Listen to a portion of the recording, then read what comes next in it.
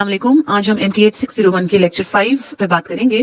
Please channel को subscribe कर दीजिए और वीडियो को लाइक कर दें और ज्यादा से ज्यादा शेयर कर दीजिए। अच्छा, हमने पिछले लेक्चर के अंदर बात की थी कि नेटवर्क बनाने के रूल्स क्या हैं, rules for construction of network. हमने ब्रांचेस और नोड्स को देखा था, इवेंट्स को देखा था और एक्टिविटीज को देखा था। आज हम बात करेंगे डमी एक्टिविटीज के बारे में। डमी एक्टिविटीज क्यों होती हैं और वो हमें क्यों इंट्रोड्यूस करवानी पड़ती हैं, इसके बारे में हम आज बात करेंगे। आपके हैंडआउट्स में 2.22 टॉपिक है dummy activities. There is a need for dummy activities when the project contains groups of 2 or more jobs which have common predecessors. तो सिंपल एज दैट, जब भी कोई दो ऐसी एक्टिविटीज या जॉब्स होंगी जिनका प्रीडिसेसर कॉमन हो। हमने प्रीडिसेसर को भी पिछले लेक्चर में इंट्रोड्यूस करवाया था। प्रीडिसेसर वो एक्टिविटी है जो किसी एक्टिविटी के पीछे होती है, पिछली एक्टिविटी को हम प्रीडिसेसर बोलते हैं। तो कोई भी दो ऐसी जॉब जिनका प्रीडिसेसर सेम होगा, उस सूरत में हमें डमी एक्टिविटीज को इंट्रोड्यूस करवाना पड़ता है। ये एक्चुअली हैपन नहीं हो रही होती मॉडल के अंदर, इसलिए इनका टाइम 0 होता है। यानी डमी एक्टिविटीज जो हैं वो कोई टाइम नहीं लेती। Time taken by the dummy activities is 0। आपकी हैंडआउट्स में एक टेबल दिया हुआ है जिसमें आप देख सकते हैं आपको कुछ जॉब्स दी गई हैं ABCD और उनके प्रीडिसेसर्स दिए गए हैं। प्रीडिसेसर से हमें पता लगा कि A, B और C तीनों इनिशियल एक्टिविटीज हैं, यानी इनका प्रीडिसेसर कोई नहीं है। इनसे पहले कोई ऐसी एक्टिविटी नहीं है जो हुई हो, ये इनिशियल एक्टिविटीज हैं। और D और E को अगर आप देखें तो उनके जो प्रीडिसेसर्स हैं उसमें D का प्रीडिसेसर्स A B है और E का प्रीडिसेसर्स B C है। अब B जो है वो कॉमन प्रीडिसेसर है। और अभी हमने डिस्कस किया था कि किसी भी दो जॉब्स का अगर प्रीडिसेसर कॉमन आ जाए कोई, तो वहां पे हमें जरूरत पड़ती है डमी एक्टिविटीज की। तो हमें यहाँ पे डमी एक्टिविटी को इंट्रोड्यूस करवाना पड़ेगा। आप देखिए, ये एक नीचे फिगर दिया हुआ है, इसमें आपके पहले इवेंट से डमी शुरू हो गया। A, B और C आपकी इनिशियल जॉब्स हैं। अब हमारा जो D जॉब है उसका जो प्रीडिसेसर है वो A और B है। अब A और B को इकट्ठा D का प्रीडिसेसर शो करने के लिए हमने एक D1 की डमी एक्टिविटी शो करवाई। सिमिलरली E का प्रीडिसेसर B और C है, उस B और C को इकट्ठा उसका प्रीडिसेसर शो करने के लिए हमने D2 की डमी एक्टिविटी शो करवाई। और डमी एक्टिविटीज को हमेशा डॉटेड लाइन के साथ शो करते हैं और इनका टाइम ड्यूरेशन जो है वो 0 होता है। अब वो ये कह रहे हैं कि डमी एक्टिविटीज क्लैरिफाई कैसे करती हैं आपके पैटर्न को। इसके लिए दो मेजर सिचुएशंस हैं। पहली क्या है, it is created to make activities with common startings, यानी उनका start point initial point same होता है। एंड फिनिशिंग इवेंट्स डिस्टिंग्विशेबल, यानी फिनिशिंग इवेंट्स दोनों के डिफरेंट होते हैं। दूसरी चीज, to identify and maintain the proper precedence relationship, यानी जो प्रीडिसेसर्स का रिलेशनशिप है बिटवीन एक्टिविटीज उसको शो करता है और आइडेंटिफाई करता है। Those are not connected by events, जो इवेंट्स के साथ कनेक्टेड नहीं होती। इसके लिए हम नीचे एक एग्जांपल देखते हैं। A and B are parallel activities, ये आप देख सकते हैं A और B पैरेलल एक्टिविटीज हैं। C is dependent on A, इसका मतलब है कि C का प्रीडिसेसर A है, but D is dependent on both A and B। अब इसके दो प्रीडिसेसर्स आ गए, उसको शो कराने के लिए हमें एक डमी एक्टिविटी D1 इंट्रोड्यूस करवानी पड़ी, जिसको हमने डॉटेड लाइन से शो किया है। सिमिलरली नीचे आपके पास एक एग्जांपल 2 आ रही है जिसमें आपको एक्टिविटीज यानी जॉब्स दी हुई हैं और उनके प्रीडिसेसर्स भी दिए हुए हैं और उनके हमने जो पिछले लेक्चर में बात की थी सक्सेसर्स भी दिए हुए हैं। सक्सेसर्स जो बाद में आने वाले, फॉलोड बाय, और प्रीडिसेसर्स जो आप पहले होते हैं, प्रीसीडेड बाय। अब एक एक्टिविटी A का प्रीडिसेसर कोई नहीं है, प्रीसीडेड बाय में आप देखें एक डैश लगी हुई है। इट मींस कि एक्टिविटी A आपकी इनिशियल एक्टिविटी है, उससे हमने ये मॉडल बनाना स्टार्ट करना है। उसके बाद अगली एक्टिविटी B है। B का आप प्रीडिसेसर देखें तो वो C और A हमें लिखा हुआ है। तो इट मींस कि हम इसको फ्लो को इस तरह बनाएंगे कि A, C और फिर B। अगर हम सीक्वेंस में चलते A, B, C लेते तो हमारी गिवन कंडीशन पूरी नहीं हो रही थी, क्योंकि हमें ये पता लगा कि B जो है उसके प्रीडिसेसर C और A दोनों हैं। दैट्स व्हाई हमने इसको A, C और B की सीक्वेंस में लिया। देन अगली आपके पास जो आ जाती है वो C है, C का प्रीडिसेसर A है, ये तो ठीक हो गया। उसके बाद D है, D का प्रीडिसेसर B है। अब उसके बाद E है और E का प्रीडिसेसर जो है आपके पास वो C है। ये भी चीज आ गई आपके पास, F आ गया। F और G इन दोनों को अगर आप देखें तो इनका प्रीडिसेसर E कॉमन है। इसकी वजह से हमें एक डमी एक्टिविटी जो है T1 के नाम से शो करवानी पड़ेगी यहाँ पे।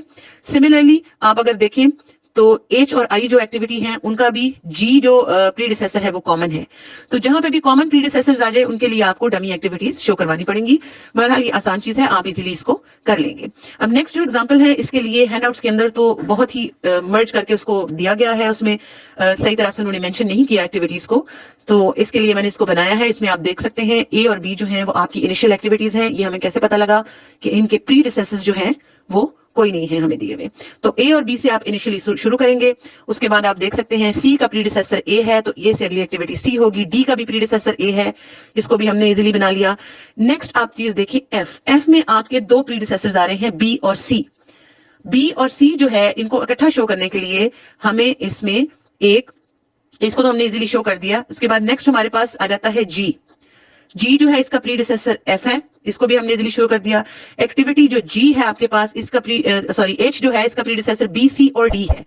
इस बी, सी और डी को इकट्ठा शो करने के लिए हमें इसमें एक डॉटेड लाइन के साथ एक डमी एक्टिविटी इंट्रोड्यूस करवानी पड़ेगी, वो आप देख सकते हैं इस डॉटेड लाइन के साथ। और इसी तरह आई जो है उसका प्रीडिसेसर जो है वो एच और जी है।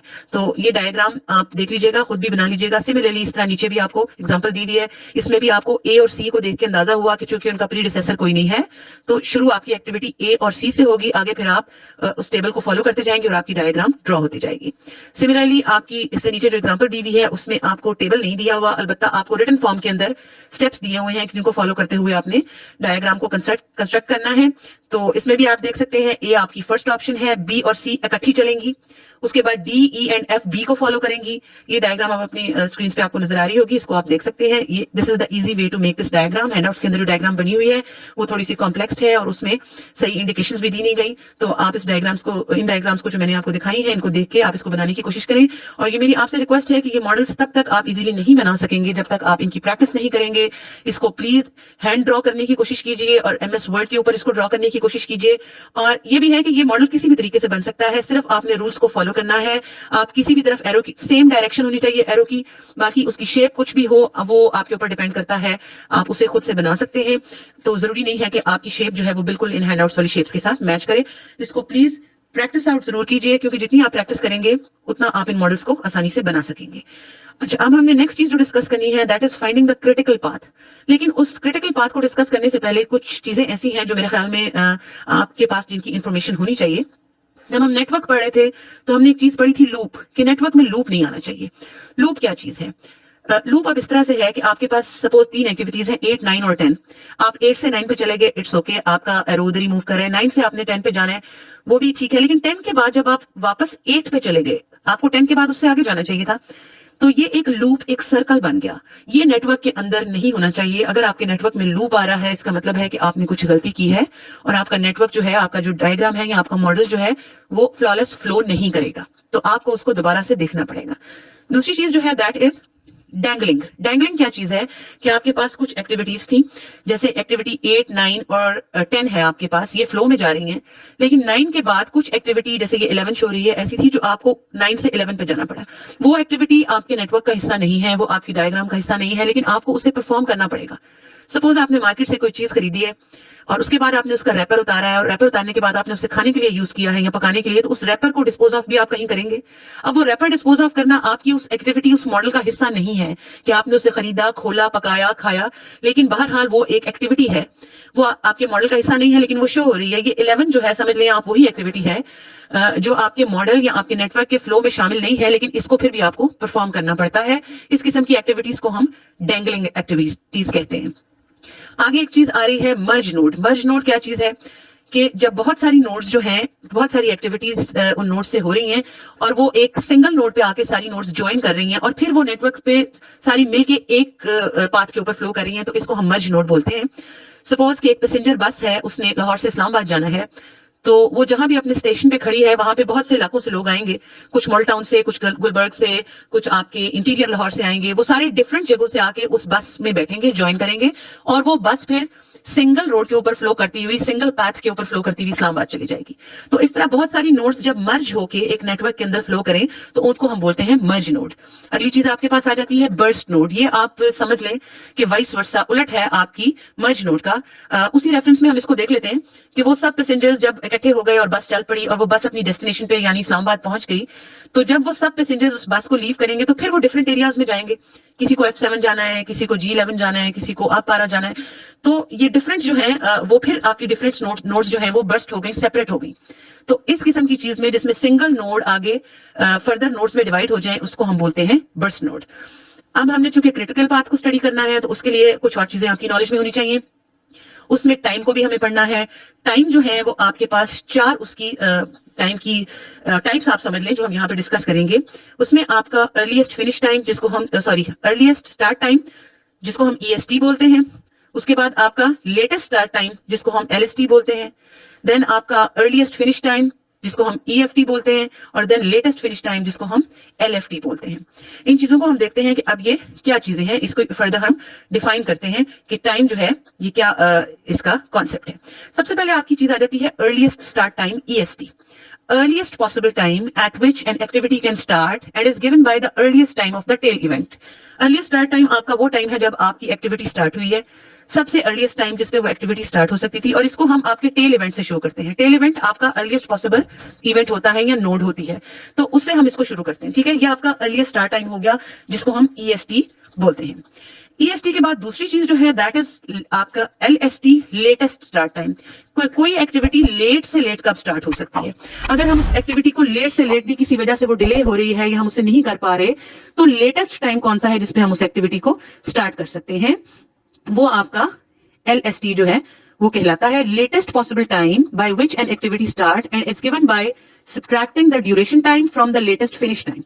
अब इसको निकालने का फॉर्मूला उन्होंने हमें क्या दिया है कि जो आपकी ड्यूरेशन है किसी भी एक्टिविटी की, जितना उसने टाइम लिया है, अगर आप उसको लेटेस्ट फिनिश टाइम के से माइनस कर देंगे तो आपके पास लेटेस्ट स्टार्ट टाइम आ जाएगा। अगली चीज जो है वो आपके पास है अर्लीस्ट फिनिश टाइम, कि कोई एक्टिविटी जल्दी से जल्दी कब फिनिश हो सकती है, कौन सा वो टाइम है जो सबसे जल्दी फिनिश जिसमें वो एक्टिविटी हो जाएगी। इसकी डेफिनेशन क्या है, earliest possible time at which an activity can finish and is given by adding the duration time to the earliest start time. यानी जो आपका अर्लीस्ट स्टार्ट टाइम था उसके अंदर अगर आप एक्टिविटी की ड्यूरेशन को ऐड कर देंगे तो ये आपके पास अर्लीस्ट फिनिश टाइम आ जाएगा उस एक्टिविटी के फिनिश होने का।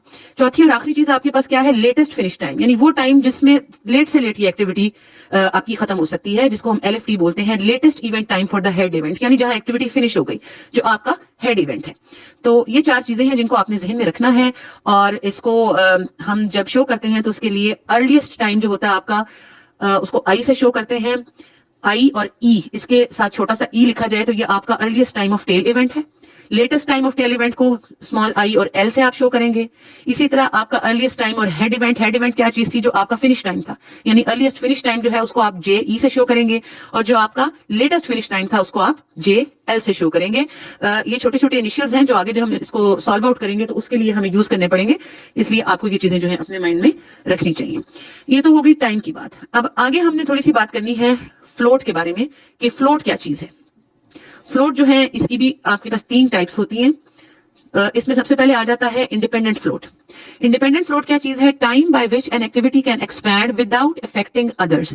यानी किसी एक्टिविटी जो है उसको हम थोड़ा सा अगर एक्सपैंड करें तो उससे उसके पीछे आने वाली उसके प्रीडिसेसर्स या उसके जो सक्सेसर्स हैं उनको कोई फर्क ना पड़े। यानी उस एक्टिविटी को अगर आप थोड़ा बहुत अपनी जो उसका स्केड्यूल्ड टाइम है उससे आगे या पीछे कर लें तो उससे कोई फर्क ना पड़े, उसको एक्सपैंड करें तो उससे कोई फर्क ना पड़े उसके पीछे आने वाली एक्टिविटीज को या उससे आगे आने वाली एक्टिविटीज को। तो ऐसे जो फ्लोट है उसको हम कहते हैं कि ये आपका इंडिपेंडेंट फ्लोट है, यानी इसको कोई फर्क नहीं पड़ रहा, इसके साथ किसी और एक्टिविटी को कोई फर्क नहीं पड़ रहा, और इसको आप कैपिटल I से शो करते हैं। और इसका फॉर्मूला उन्होंने ये बता दिया है, JE minus IL minus duration. JE और IL अभी हमने सारे पीछे पढ़े हैं कि आपके पास वो क्या चीजें थी, और इसमें ये है कि कभी आप इसको कैलकुलेट करें और ये आपके पास नेगेटिव आ जाए तो ये नेगेटिव नहीं हो सकता, लेकिन वैल्यू नेगेटिव कैलकुलेट करके आ सकती है। तो जब भी कभी नेगेटिव आए तो आपने इस इंडिपेंडेंट फ्लोट को यानी कैपिटल I को 0 ले लेना है। तो ये आपने जहन में रखनी है चीज MCQs के हवाले से भी और वैसे भी, कि जब भी आपके पास इंडिपेंडेंट फ्लोट जो है वो नेगेटिव आए तो उसको आपने नेगेटिव नहीं लेना, उसको आपने 0 कंसिडर कर लेना। दूसरी चीज जो है वो है फ्री फ्लोट। फ्री फ्लोट क्या चीज है इसके बारे में हम पढ़ेंगे। और तीसरी चीज जो होती है वो आपके पास होती है टोटल फ्लोट। तो फ्री फ्लोट, अब फ्री फ्लोट और इंडिपेंडेंट फ्लोट में फर्क क्या है, ये भी एक इंपॉर्टेंट चीज है। फ्री फ्लोट है time by which an activity can expand without affecting subsequent activity. Subsequent का मतलब एक्टिविटी कौन सी है आपके पास, आपकी जो आने वाली एक्टिविटी है। जब हमने इंडिपेंडेंट फ्लोट पढ़ा था तो हमने उसमें कहा था कि प्रीवियस और सब्सिक्वेंट दोनों को कोई फर्क नहीं पड़ता, पिछली को भी कोई फर्क नहीं पड़ा और आने वाली को भी कोई फर्क नहीं पड़ा। इसके अंदर थोड़ा सा डिफरेंस ये है कि सिर्फ आगे आने वाली को अगर कोई फर्क ना पड़े तो हम कहते हैं कि ये फ्री फ्लोट है, और इसका फॉर्मूला भी आप देख सकते हैं, JE minus IE minus duration, time duration. अब ये दोनों चीजें होंगी। तीसरी और फाइनल चीज है टोटल फ्लोट। टोटल फ्लोट क्या चीज है, time by which an activity can expand without affecting the overall duration of the project. उसमें एक्टिविटीज की बात हो रही थी, इसमें ओवरऑल ड्यूरेशन की बात हो रही है, यानी कि टोटल टाइम जितना है उसमें कोई फर्क ना पड़े। हो सकता है कोई एक्टिविटी ज्यादा टाइम ले ले और कोई एक्टिविटी थोड़ा टाइम ले ले, जो उनको दिया गया था उन एक्टिविटीज को, उससे हो सकता है कोई एक्टिविटी ज्यादा टाइम ले ले और कोई एक्टिविटी उससे जल्दी फिनिश हो जाए, लेकिन जो पूरा ओवरऑल ड्यूरेशन है प्रोजेक्ट की उसमें अगर कोई फर्क नहीं पड़ता तो उसको हम बोलते हैं कि ये टोटल फ्लोट है। और टोटल फ्लोट जो है उसका फॉर्मूला भी नीचे दिया गया है, T is equal to JL minus IE minus duration.